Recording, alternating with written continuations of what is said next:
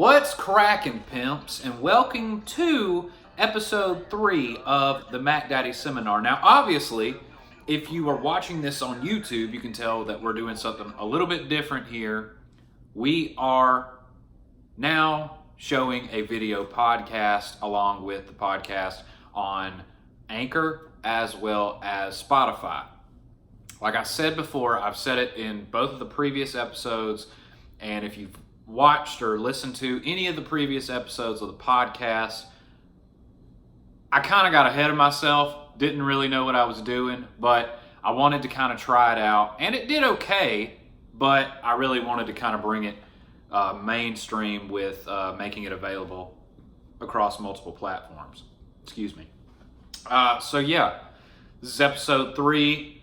I'm already getting better feedback than I did the entire 22 episode run I had originally when I was just putting the audio file on YouTube. And I still appreciate all of the support that I got on that one, but since I've started doing this one, I'm already getting support. So that's appreciated.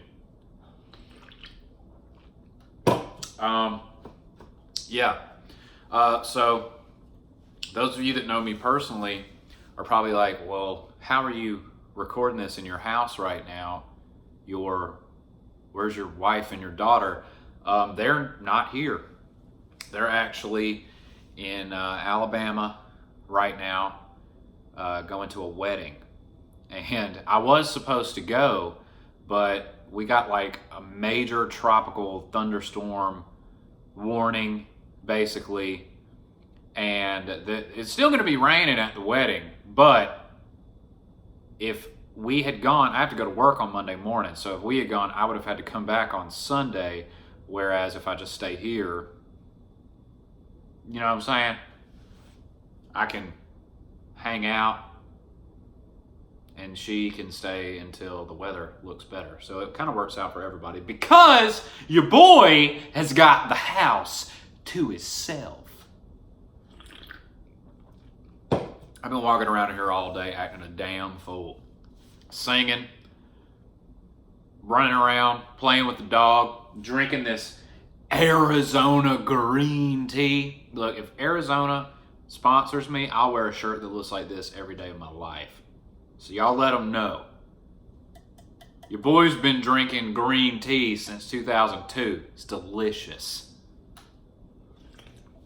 I'm also sitting in my old man chair right here. About to pull out the old stogie pipe and wear my, what's that shit called? My Hugh Hefner smoker's jacket and sit here and just, and, you know, watch like Harry Truman give a speech or something in black and white, you know, them fireside talks. But yeah, man, a lot of these episodes have just been kind of coming to me. I've been making them a lot quicker than I expected. I normally just do one episode a week, but because I've been getting so much feedback and I've really been just working on stand-up lately. Like, work hasn't been too difficult. It's not really too demanding of my time, so I've been kind of investing more time in myself. And I think that's important for everybody. You got to always make sure you're looking out for you. Once your family's taken care of, if you got a family, and once you're straight at work and you got all that situated, you got to worry about you, okay? That's the main thing. Look, here I am, dropping some advice already. This is the Mac Daddy Seminar. You might learn something. Oh, man. Yeah, like I said, I've been working on a lot of my stand-up recently, just writing and trying to edit and, even just like doing material even when I'm not on stage. Like, I've basically just stockpiled so much material. Like, it used to be, this is how I used to do it. And don't, by any means, don't take my advice. Maybe if you're thinking about getting started into stand-up, but anything past the starting point, don't listen to shit I'm saying. But what I used to do is I would just focus on one open mic at a time. So I would write 5 minutes, which is normally like the span of time you get to do an open mic. And what I would do is I would just rehearse that until it became second nature. And I would perform it, and then I'd be like, okay, now I have to write 5 more minutes. And then I would get distracted with something, and I just would kind of walk away from it for like a month. And then I'd come back, and now I have 5 minutes that's just like shoved in the middle of a notebook somewhere. So I've been going back through all of my old notebooks, and even stuff that I wrote when I was in high school. I've been going back and like, okay, maybe I can put this in here. And it's weird, like now that I'm actually making an honest effort to getting better, I can feel myself getting better. And I mean, even if I'm not able to go to an open mic because what I do for my day job is pretty demanding, I still find ways to work in material during just everyday life and conversations and stuff. So I went to an open mic actually on Monday night here in Mississippi, and it was cool. I didn't perform. I'd never been there before, and it always makes me really nervous whenever I go to a new place to do stand-up, simply because I've had so many bad experiences here in Mississippi since I've been here, because I started doing stand-up originally in Alabama when I was 18. And I kind of was spoiled because I started very, very young. I started at 18 as soon as I graduated high school. And I had done theater and things like that in high school. And I wrote a lot of my own scenes. That's what originally I wanted to be an actor. That's why I got into theater. And then through me actually writing out my scenes, because everything I found on the internet to perform, I didn't like. I was like, I don't feel connected to this. So I would write out my own scenes, and by doing that, I kind of figured out, you know what, I might want to try this stand-up comedy thing. So I started out when I was 18, and I was spoiled because I had just learned about structure a little bit, and I worked on my timing, but I really didn't know what I was doing. And so I went and did this open mic July 27th of 2012. It's here in a couple of weeks. It's going to be my 7-year anniversary of doing stand-up. Even though I've taken years off at a time, it's been 7 years since I started. And I went, and I was so nervous, but I was the youngest person there, and I just went into it. And it was crazy, man, because like I went and I was very, very nervous. I remember I was like shaking. I was so nervous. And everybody else was just kind of cool and collected, but everybody else was an adult. Everybody else is 28, 30 years old. There were 15 people on the lineup, and I had rehearsed my set. And I'm like, okay, I'll be okay. And right when that happened, my dad walked in, and I haven't seen my dad in like 8-9 years, and he just walked in to my first ever stand-up show. And my mom is there, my girlfriend, who's now my wife, was there, and it really made your boy nervous, man. But one of the guys was cool. And, okay, look, I was 18, he gave me a beer, and I drank it backstage. It was one beer, But I went out, and I did really well, and I ended up winning. It was a competition-based thing, and I know I'm getting off subject, but I don't care. We're talking. This is the seminar. You paid to be here. You gotta listen. Anyway, I ended up winning that, and then I did one more open mic in Birmingham at a bar, and I wasn't even old enough to get in. After I won the open mic at the Stardom Comedy Club in Birmingham, that's where I started. And I wasn't even old enough to get into this bar. But I had this huge ego because I was like, I just started and I've already beaten these people that have been doing it for years. And I went and did this open mic and I just bombed. It was terrible. I didn't even know what a bomb was back then. I was like, oh, I just wasn't funny. But that's what it is, you know. If you're not making the audience laugh, you're bombing. And then the third time I ever went on stage was a few months after that. They asked me to come host open mic night at the Stardom Comedy Club, which I did. And I don't think I did too bad. It was fine. But the big thing was, so when I won that original open mic, they asked me to come back and you get to be in the main showcase. So this is everybody from every open mic throughout the year that's won. Those people, all the winners get together and they compete for the top prize. I know I must have talked about this on the podcast before, but if it's your first time hearing it, I'm happy to tell the story. And yeah, I did the show and I was stupid nervous because this was in front of a crowd of like 600, 700 people. It was a big crowd. And I was super nervous, but I ended up doing really, really well.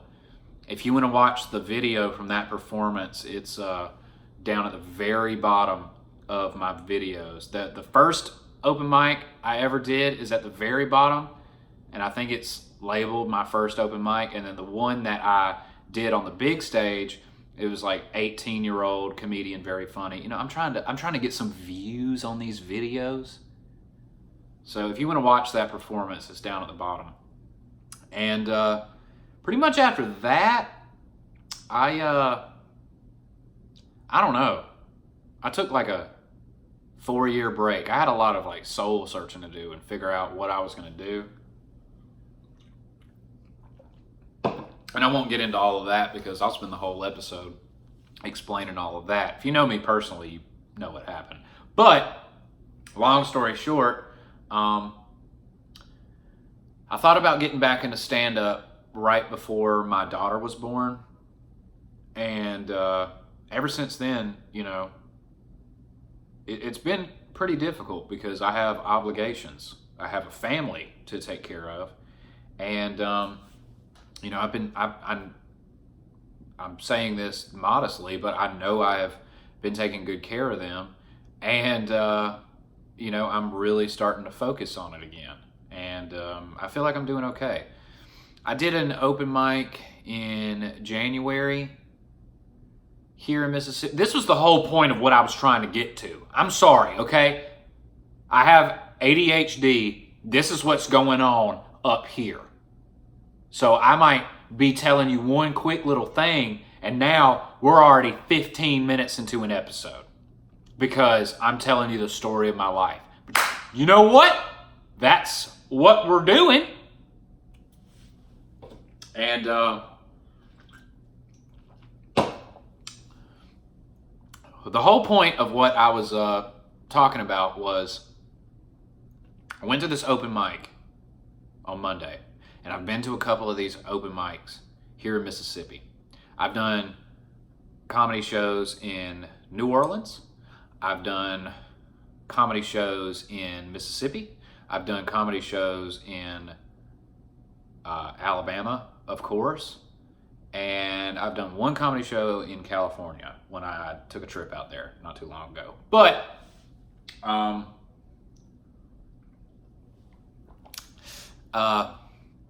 so yeah, the thing about comedy here in Mississippi, and when I say comedy, I'm not talking about your sold out arenas when Kevin Hart comes to town, you know, anything like that. I'm talking about just your day-to-day regular people who want to try and write some jokes, open mics, here in Mississippi are pretty bad. There's no other way to describe it. It's pretty horrible. I have gone to a couple of them. For the first, I know I've talked about this before on the podcast, but the spots around, pretty much all of them are bars, okay? And I went to one, which is in Hattiesburg, and it was fine. However, this is a reoccurring thing that happens at every comedy show I go to. If it's an open mic, I mean it's open to anybody, you just sign up and you go up, this always happens, and I cannot figure out why. For some reason, a white guy will get on the stage and say the N-word. I don't know why. There's maybe 2 white comedians that have figured out how to say the N-word on stage and make it funny. Other than that, I don't know anyone that can make it work. And it never fails. Somebody always does that, and it just throws off the flow of the entire show after that. Everybody is just so uncomfortable. And I mean, sometimes it ends in a fight. I've seen it. I've seen somebody almost get beaten up. I have seen people get beaten up over a joke. It just wasn't a joke you should be making. You know, if you need to make a joke about saying the N-word as a white person, you need to get back into that writing pad, man. And you know what? The guy that said that and was belligerently drunk while he did his set, he sat there and told everybody he just filmed a special for HBO. Yeah. You think I believed that? And then after he did that and almost got in a fight with everybody in the club, which was hilarious too, because he goes on stage, he's blackout drunk, and he gets up on stage and looks out at the crowd and says a joke, and I'm not going to repeat the joke, but the N-word was in there. The whole crowd was black people. I was the only other white guy there at this performance. This is in New Orleans. I'm the only other white guy there. He's white, I am white, everybody else is black. And it's a comedy club in New Orleans. And he goes up before me. He's the first person to get up on the stage. And he says a joke that involves the N-word. And I'm just in the back of the room like, it was bad. And I had to follow him. Yeah.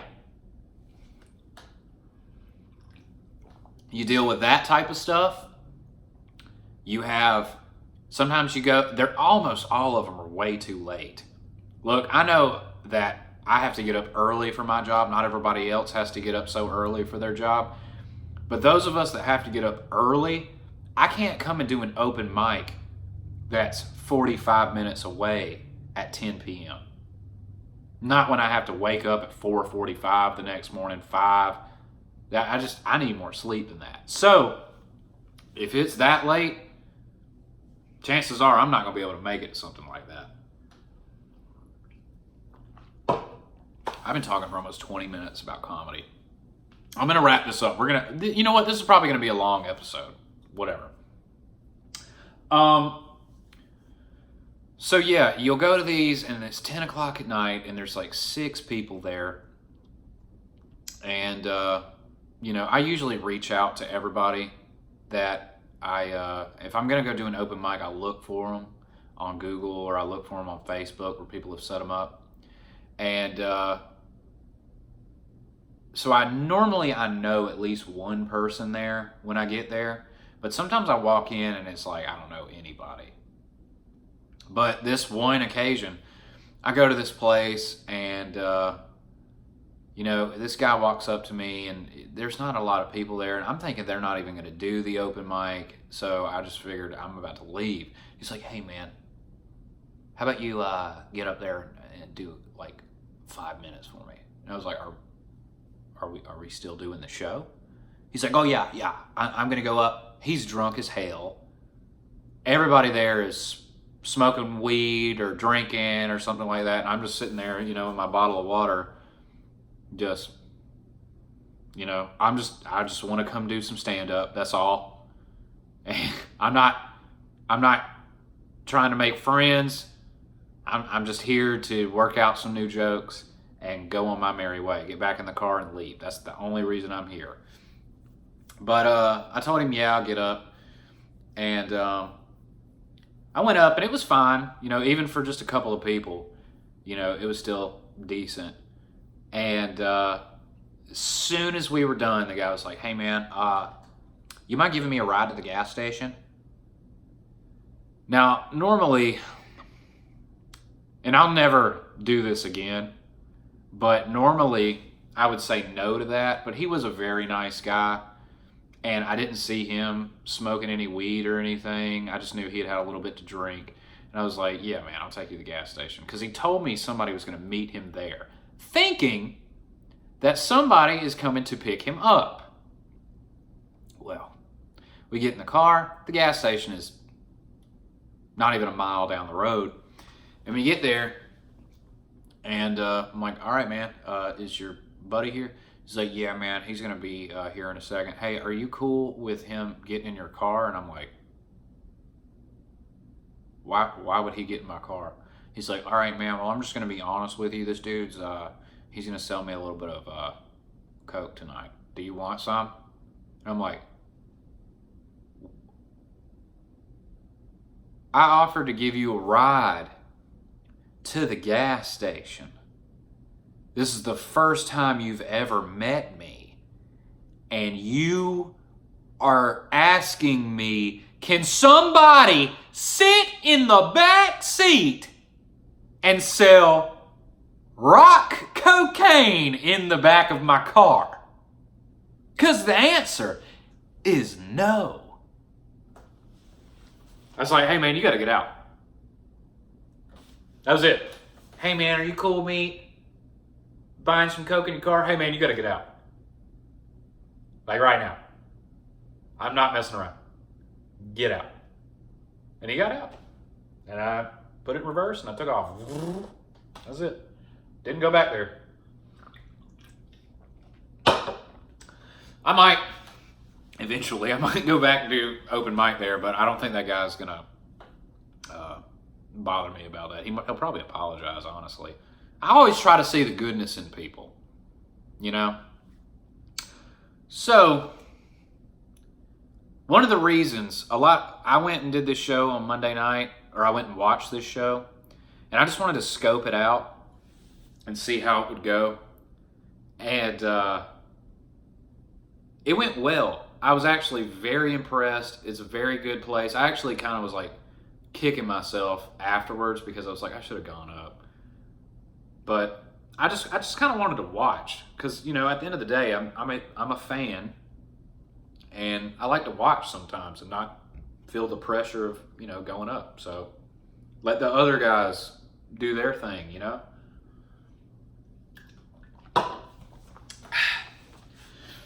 And it was a great spot. But take all of that stuff that I just talked about, and when you ask me, hey man, how come you don't invite me to the open mic? Apply that to it. Because I've asked friends or family members or, people that I'm cool with, like, hey man, they're like, hey man, when are you going to invite us to do some stand-up? When are you going to invite us to come watch you? When it's me doing it by myself, because I don't want to subject you to people that are trying to buy Coke or want to say the N-word in front of a bunch of people. I don't want you to, or somebody that takes their shirt off and draws on their face with a magic marker and expects everybody to laugh. That happened one time. And didn't nobody understand anything he was saying. He's just, and he's got his shirt. He's doing, I'm not going to do it because I don't want you to see these nipples, but he's got his shirt wrapped around like this, and he's, I don't understand what he was trying to do, but he was just using a black magic marker and putting dots and then scribbling on his forehead like that. This is in a bar in Hattiesburg. I didn't understand anything leading up to that. He just...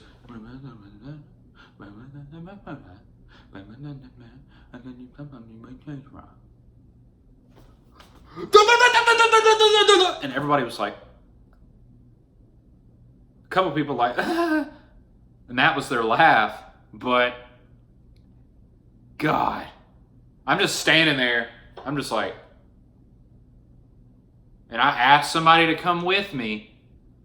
And he was just like, what? And then they look at me like it's my fault. Like, oh, you got me into this. You know? Whatever, man. Long story short. Open mics are not that much fun. But the only way to get better is to go do them. So, there you go. Yeah, man. I've been playing the PlayStation. This buddy of mine let me borrow this game, which if I get a PlayStation game, if I'm not really into it, even right after I buy it, I'll take it back to the store. I did that with that Days Gone game, that zombie game that came out, and everybody was like, oh, it's a zombie game, dude. There's big hordes of zombies that you can kill. That game was trash. I bought it, and then like 3 days later, I took that shit back and got Spider-Man instead. Spider-Man is lit. But the game that I've been playing, a buddy of mine that I work with let me borrow it. It's called Sekiro. Shadows Die Twice. And that game is fire. Okay? It's literally like... They say it's like Dark Souls or whatever, which I've never played that. But it's like you're a samurai and you run around stabbing people and you got to block. It's hard, though. The coolest part about it is you get to use like this grappling hook, and then like whenever you want to get out of the way real quick, you just, you know, and you yank up on a tree or something, throw rocks at people, you know. It's a good game. I just get frustrated while I'm playing it. My daughter will come downstairs and play, Daddy, I play a sword fight. I play sword fight. And then she's starting to get smart now. So like what I used to do was I would just hand her the controller that was off while I played, and she would think that she was playing, but now she's smart because she knows my controller lights up. And now she's like, this one's mine. I'm like, no, it's not. This one is mine. So yeah. But yeah, it's a fun game. And between that, writing jokes, watching Game of Thrones, and working, I'm just scrolling through Facebook. Which, oh, this is what I wanted to talk about. This is what the main premise of the episode is about today. I've been seeing this meme on Facebook about people wanting to storm the gate at Area 51. The name of the Facebook group, I think it is like 250,000 of us will storm the gate at Area 51, comma, they can't stop us all.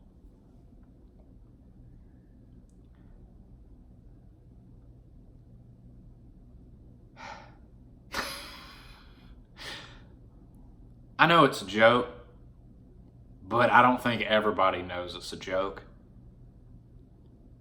And it is the funniest thing looking at these memes. Like, anything that's got an alien in it, it's talking about these people storming the gate at Area 51. and they want to do it on September 20th. I don't know what the relevance is of September 20th, but now I'm like thinking ahead. So I'm like, when September 20th rolls around, I'm going to be like, anything happen at Area 51? Because I want to know.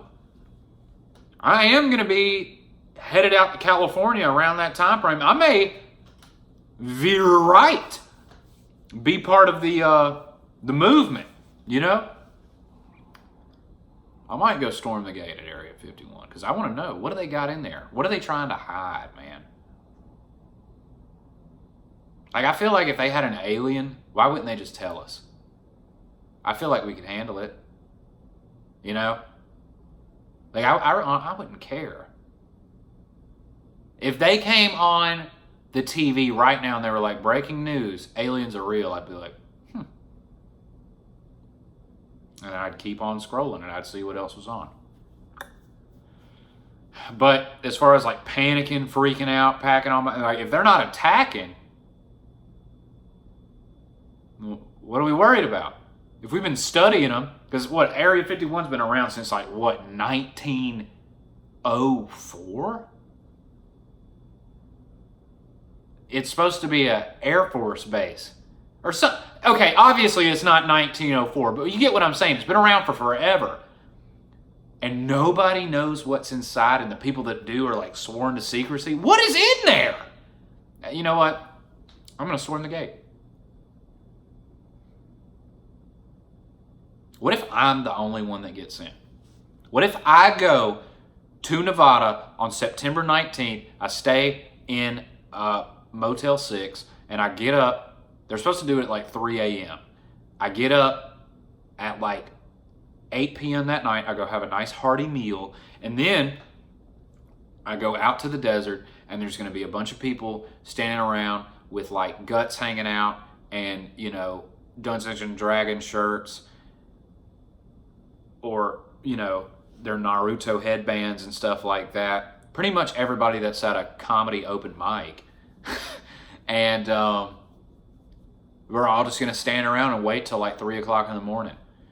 And maybe, depending on how many of them there are, you know, what if I'm the one? Imagine, I'm going to cut this light on because it's starting to get dark in here. Imagine if I was the only one to get in. Imagine that episode. I'm like, all right, guys, I'm packing my bags this weekend. I'm going to fucking Nevada. I'm going to storm the gate at Area 51.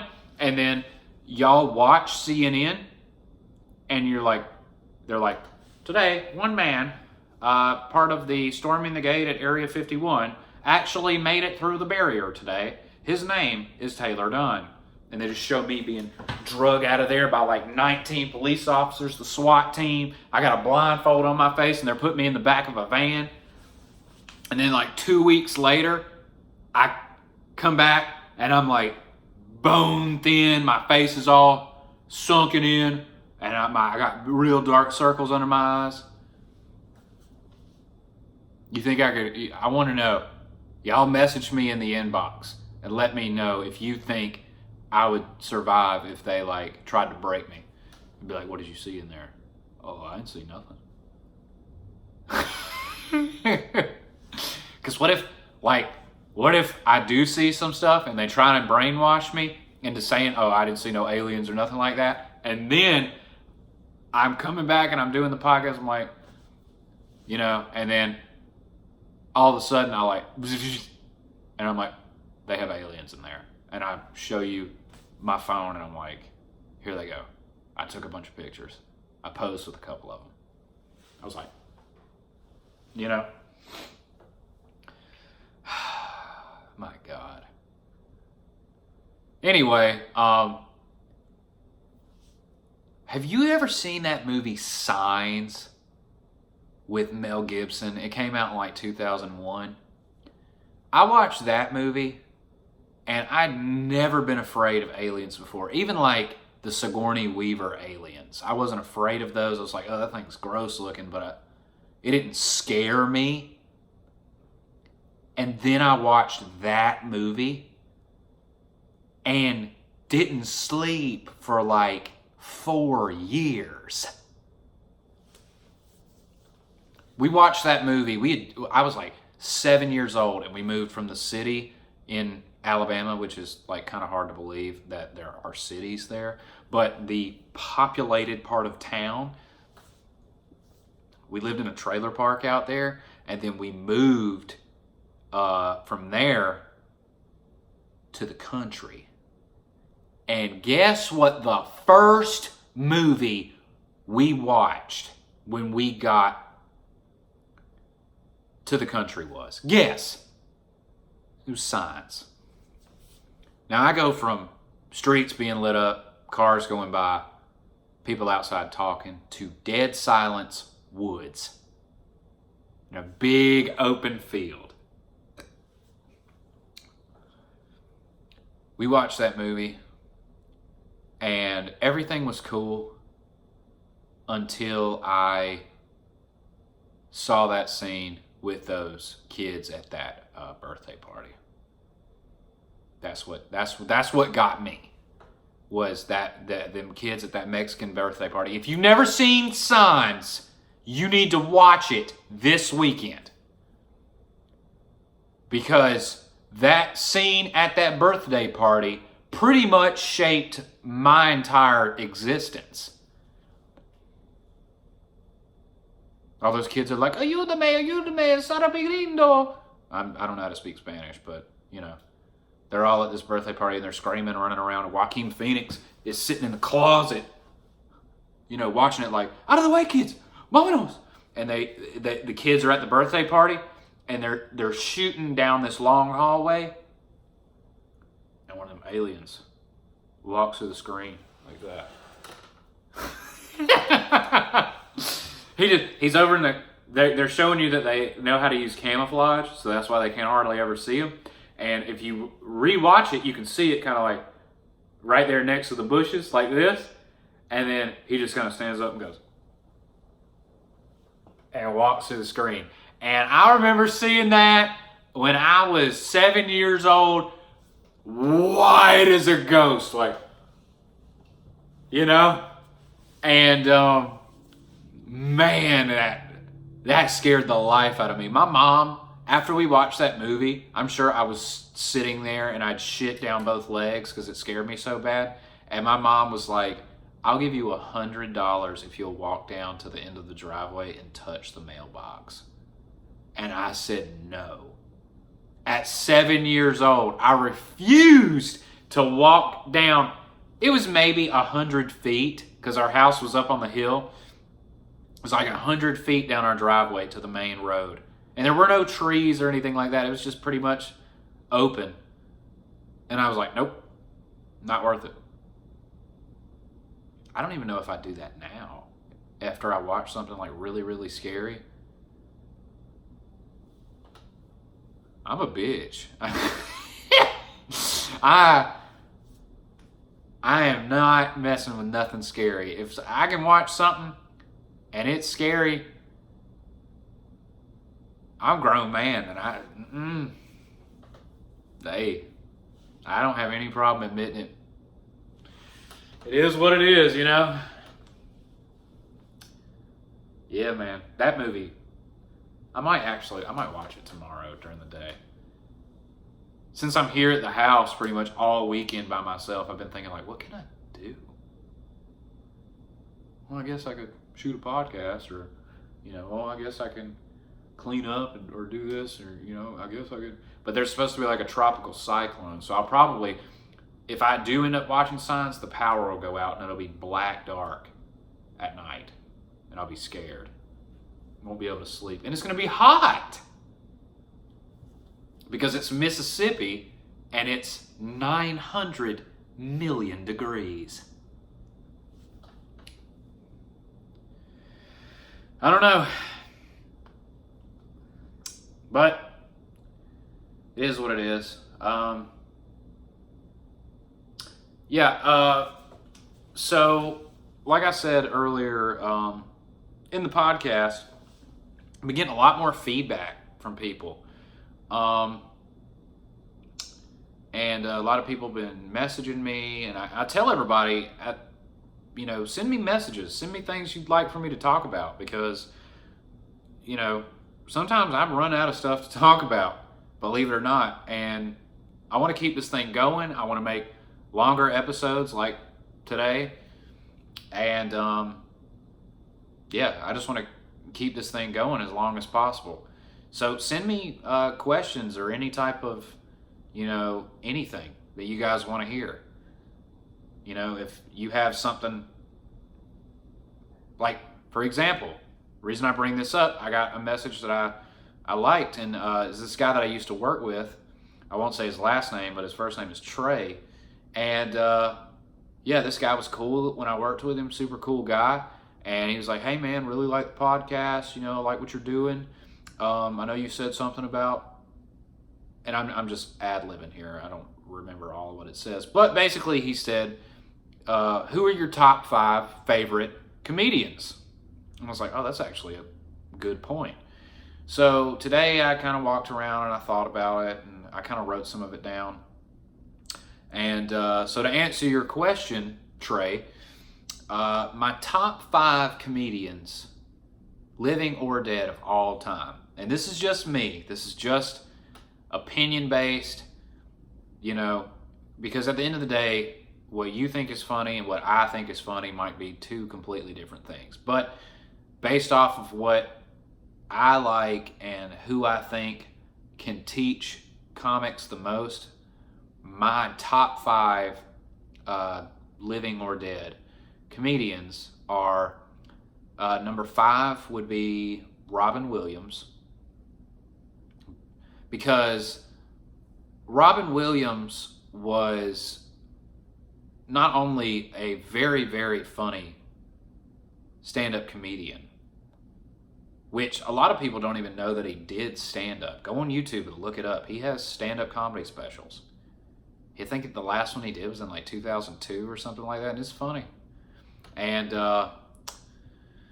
he went on tour, and then his name is on the wall at the Comedy Store, and that's where he got started, was right there, and just an amazing impressionist.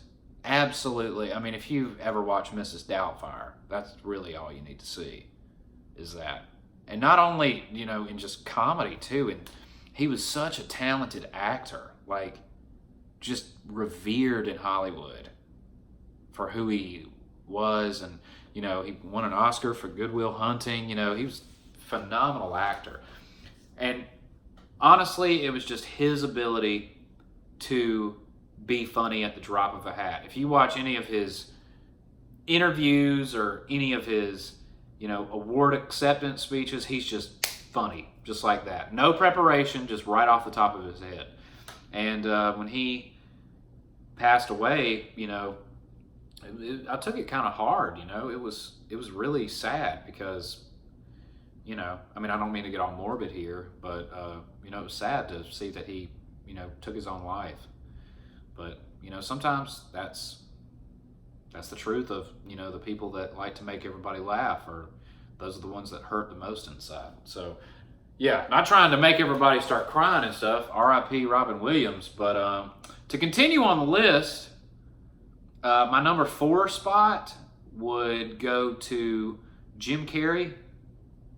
And I know my mom probably disagrees with me on this, but the reason I say Jim Carrey at number 4 is his stand-up career was not that illustrious. I don't know if that's the right word, but he has a stand-up comedy special on YouTube you can watch, and I forget what it's called though, but it's actually pretty good. It's really funny, but he's young, man. It's like 1991. This is before any of his movies came out. I think this was before In Living Color. Might have been right after In Living Color, but I've done papers on Jim Carrey in school. He was like my idol growing up. Ace Ventura, The Mask, Liar Liar, Dumb and Dumber. Hands down, some of my favorite movies of all time. And I love showing all of that to my daughter and letting her see all of that. So, yeah. And he's a phenomenal actor as well, you know? And like Man on the Moon and stuff like that. He's the number 23. He's a very good actor. So, it's not until recently where he's gotten so political, you know. I get it, you know, he's been famous for so long, it probably doesn't really mean anything to him anymore. But I don't know. I'm not a fan of all the politics and stuff. Like, hey man, talk out of your butt again. You know? If I ever meet him though, I'll probably faint. But yeah. So that was number 4. Number 3 on my list. Now I'm about to make some people mad. Number 3 on my list of my favorite comedians, living or dead. I'm gonna say number 3 is Richard Pryor. For me, Richard Pryor pretty much wrote the book for modern stand-up. As far as like what you can talk about on stage, and like he was like, I mean, if you want to get into like Lenny Bruce and stuff like that, those are the Lenny Bruce, Red Fox, you know, those people kind of paved the way for him. But he was probably the first rendition of what is a modern day comedian for me. Amazing comedy specials. I mean, that guy, when he walked into the Comedy Store, people were about to fall at his feet because everyone knew that he was the truth. He was the real deal. And, you know, I can't put him that high on the list simply because everything that I've watched of his was after my time, or before my time, sorry. And, you know, it just is what it is. It's not dated. It aged incredibly well, material. And, you know, he had a couple of pretty good movies, but I just say he's what everybody looks to as that's the inspiration. I feel like a lot of people look at Richard Pryor as if he's the GOAT, but not for me. Number 2, I would have to give it to Eddie Murphy. Eddie Murphy is above Richard Pryor in my book because he was Richard Pryor's protege.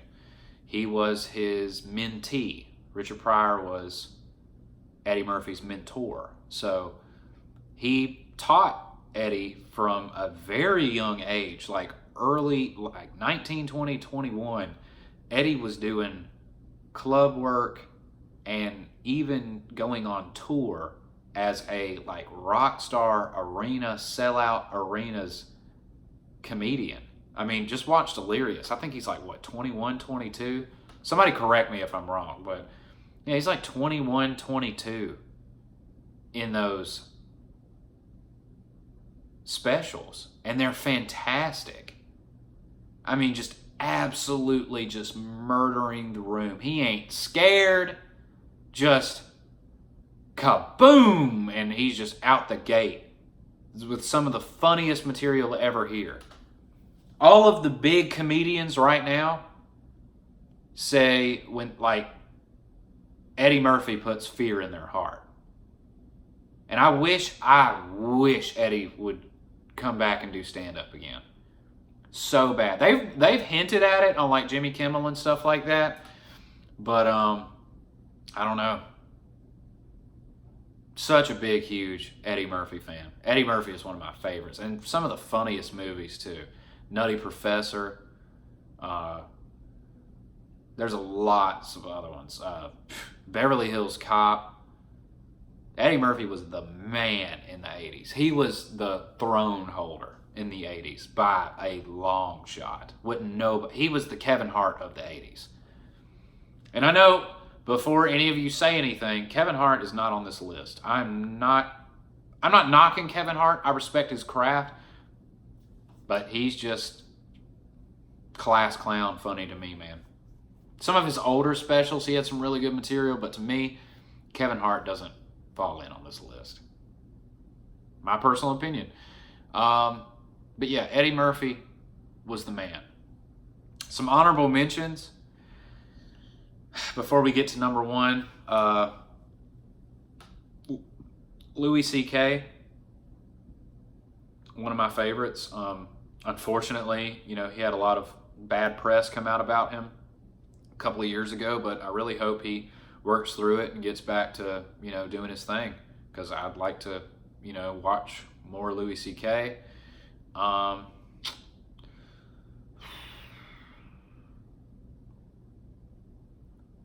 Is Tom Segura. Tom Segura is fantastic.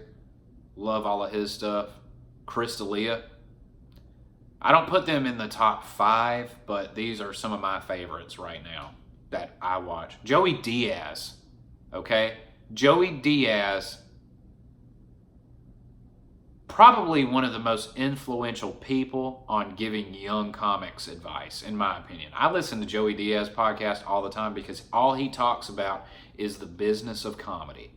And that is, if you're a young comic, you got to pay attention to that type of stuff too. Write funny jokes, obviously, but that's what I enjoy listening to. But yeah, number one on my list of top comedians, I'm going to have to give it to Dave Chappelle. Honestly, Dave Chappelle to me is, when he passes away, he will be more highly revered than Richard Pryor. And I just think it's because Dave Chappelle had success pretty early in his life. He started stand-up when he was 14. He opened for Aretha Franklin at like 16, 17 years old. And, he was on Def Comedy Jam and all these different things. And then, he was in The Nutty Professor with Eddie Murphy right there in the beginning, and that's one of the funniest scenes of that movie. And I just look, whenever I watch this scene, I'm like, good God, those are my two top comedians right there in the same movie together, like, God, what I would do to meet both of those guys at the same time, or just sit down and like have a coffee with them or something. God. But yeah, man, Dave Chappelle had it's what made him famous was the Chappelle Show. Hands down the funniest sketch comedy show on television. And he was doing great. He was working on like season 3, I want to say it was. And he just didn't like how Comedy Central was trying to control his stuff. They offered him like a $50 million deal and he turned it down. And he kind of just backed into the dark for 11 years. We didn't hear anything from Dave. Like, I remember being a kid sitting on the couch and, on the weekends when I would go visit my dad and stuff, I would sit there and I would watch the Chappelle Show at night, because that's when it would come on. It was uncensored on Comedy Central, and I used to watch it and just laugh. And then it's just like, out of nowhere, they stopped playing it. And then 11 years later, I'm grown, and Dave Chappelle comes out again, and he's like, yeah, I'm releasing 2 comedy specials, or 3 comedy specials. And I'm just like, what? And his latest string of comedy specials have been flawless.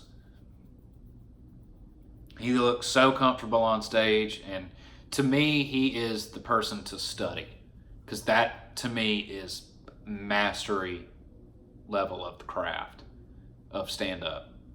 And that is the level that I would even love to get remotely close to. And it takes a lifetime. I know it. I mean, he's 44, almost 45 years old. And I realized through watching Dave, this is how long and how much of the process it's going to take you to get to this level. And he may even get better, because he's not in bad shape by any means. So he doesn't have like a really bad drug problem or anything, not that I know of. He doesn't drink too much, and You know, I really respected the fact that he took off 11 years just to raise his kids and them not be brought up in the limelight like they were celebrities. So yeah, so that's my list, top 5 comedians. So thank you, Trey, for your question. I know that took a long time to answer, but you know, I appreciate your question. Hey, the rest of y'all, send me messages. I've been getting a lot of them. That was the one that kind of stuck out to me, and you know, that's what I decided to talk about because I knew it was going to take a little while. But I'll get to some more of the questions, you know, on the next episode. And to be honest with you, I really don't know when that's going to be. You know, I may do another episode here in a couple of days. It just depends on what I feel like doing. I got comedy dates coming up. I'll put that out in the next episode. They'll all be around Mississippi, obviously. So if you can make it, I'll let you know the dates and where exactly they're going to be. But if you want to go and I like you, I will send you the location. Follow me on Instagram, Twitter, Facebook. My name on there is TAYLORDUNN, all lowercase, and then ___, like a line. I probably put it down as a watermark at the end of this video. Or maybe I didn't. Maybe I didn't figure out how to do it. But you know how to read. Anyways.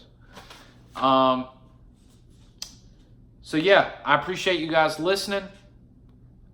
Please, if you like this, support it, share it, like it, subscribe to the YouTube channel, okay? This thing is only going to get as big as I feel like it should get and manifest into something bigger based off of the people that are listening to it. That's just how it is. I mean, I just did an hour-long episode. This is the longest episode I've ever done. And I'm trying to, you know, get a little bit more involved in it. But I need your help. Send me suggestions. If you have something that happened or a meme even that you want to talk about, hit me up. Let me know.